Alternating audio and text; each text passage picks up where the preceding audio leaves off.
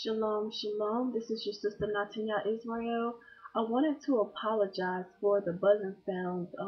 This laptop camera, the mic is on its way out, I suppose.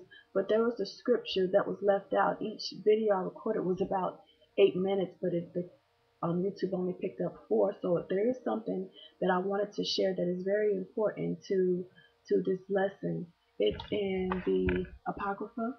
It's in Ecclesiasticus or Sirach, and it's in chapter 23, verses 12 through 15.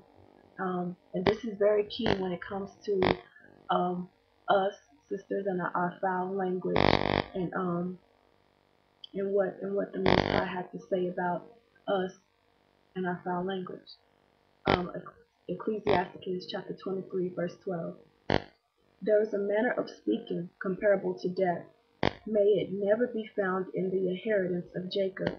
Such conduct would be far from godly. And do not accustom your mouth to coarse, foul language, for it involves sinful speech.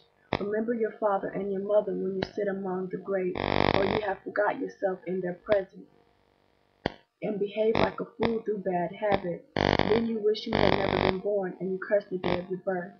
Those who are accustomed to using abusive language will never become disciplined as long as they live. So that's very key. If the scriptures are clear, it says that if you are accustomed and to using foul language, how can you not put away something that's so easy to correct? Because those are the things that come out of your mouth. Those are things that you can control. Those are things you are supposed to be able to control.